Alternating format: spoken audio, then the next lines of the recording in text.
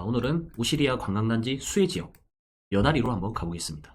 자, 우리 연아리 가보면 손님들이 굉장히 많습니다. 우리 관광지가 형성되면 반드시 한 번쯤 들릴 만한 곳이라 보시면 돼요. 자, 우리 여수로 가면 가는 곳이 있죠. 밤바다 포차거리 딱 정해져 있습니다. 자, 여기도 오시리아가 좋아질수록 연아리가 클 수밖에 없다. 자, 그런데 여기 땅을 보면 자, 보세요. 여기 도로를 기점으로 해서 우측과 좌측의 땅값이 어마어마하게 차이가 많이 납니다. 디스코로 한번 볼까요? 이 세로축이거든요. 여기 세로축인데 여기 축을 기점으로 해서 우측편을 한번 보세요. 물론 거래가 많이 됐지만 최근에 거래된 건 없습니다.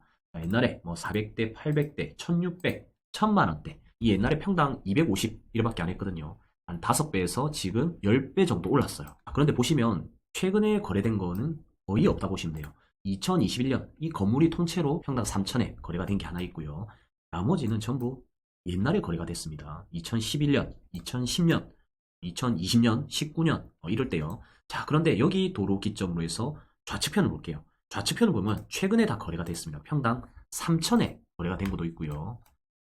볼게요. 이거는 평당 2천에 거래가 됐다.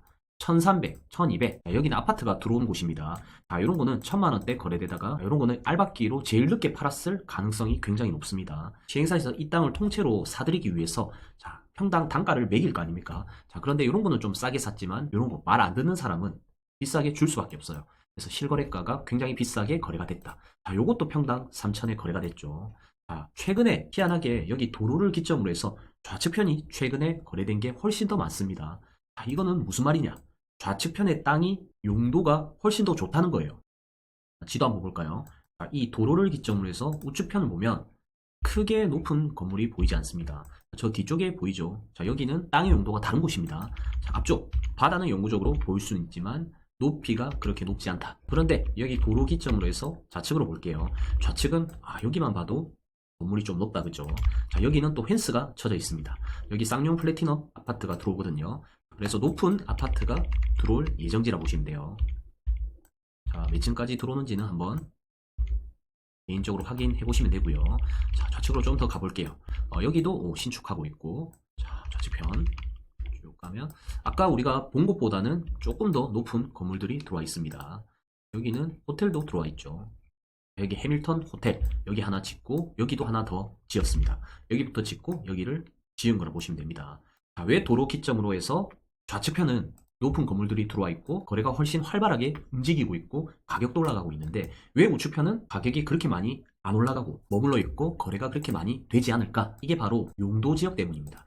되게 간단한 내용이긴 한데 제가 오늘 용도 지역을 설명드리려고 하는 게 아니고 용도 지역보다 더 중요한 내용을 설명드리려고 하는 거예요. 자, 여기는 2종 일반 주거지역이죠. 도로 기점으로 우측편은 2종 일반 주거지역이라서 땅의 활용가치, 즉 이용가치가 최대로 높이 올렸을 때 18층 이상 지을 수 없는 그런 곳이라고 보시면 됩니다. 자, 그런데 바로 도로 하나 기점으로 좌측편은 준주거지역으로 되어 있어요. 토지의 용도지역이 준주거지역이다.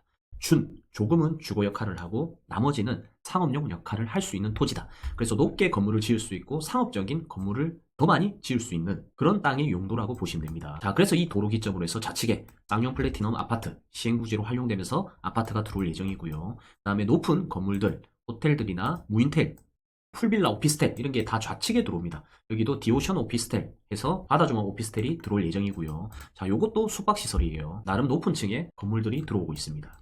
아파트도 보면은 높죠. 낮은 층의 건물은 아니겠죠. 도로 기점으로 해서 용도 지역이 다르기 때문에 좌측편으로 높은 건물들이 들어온다. 자, 높은 건물들이 들어올 수 있는 건 땅의 이용 가치가 높기 때문에 가격을 우측 땅보다는 더 많이 돈을 주고 살 수밖에 없습니다. 자, 그런데 너무 웃긴 게 뭐냐면 옛날에 시골일 때 10년 전에 가보면 이 땅값이 똑같았어요. 이 도로 기점으로 해서 우측편 땅이나 좌측편의 땅이나 평당 가격은 250만원 동일했습니다. 자, 그런데 지금은 평당 가격이 물론 바닷가 쪽은 비슷하긴 하지만 준주거지의 땅이 훨씬 더 비싸고 거래량이 많다 보시면 돼요. 그래서 왜 거래량이 많냐? 자, 점점 도시화가 되면 될수록 용적률 싸움으로 바뀌거든요. 자, 그래서 여기 준주거 지역은 훨씬 더 많이 지을 수 있기 때문에 시행사 입장에서도 같은 돈이면 이왕이면 좌측편의 땅을 살려고 할 겁니다. 이유는 당연하죠. 더 높게 지을 수 있기 때문에. 자, 그런데 지금 시골이다. 더 옛날로 가서 시골 상태에서는 이 가격이나 크게 의미가 없어요. 용적률을 최대한 높이 올려도 어차피 분양도 안 되고 어차피 임대도 안 나가기 때문에 시골일 때는 아무 의미가 없습니다. 자, 그런데 시골이 아니고 도시화가 됐다. 그러면 땅의 가치가 좌측편이 훨씬 더 좋아진다. 이 말이거든요. 그래서 맨 처음에 우리가 땅을 살 때, 우리가 땅을 사실 1, 2년만 딱 투자하려고 사는 건 아니잖아요. 최소 사실 5년 이상은 들고 가야 됩니다. 물론 단기로 투자를 해서 수익 나는 것도 많은데 5년 정도 들고 가줘야 확실한 수익을 많이 뽑을 수 있단 말이에요. 자, 그렇기 때문에 우리가 시골 땅을 매입할 때도 이런 미래의 가치를 좀 볼 줄 알아야 나중에 수요자가 더 많아지는 땅을 미리 선택할 수 있는 겁니다.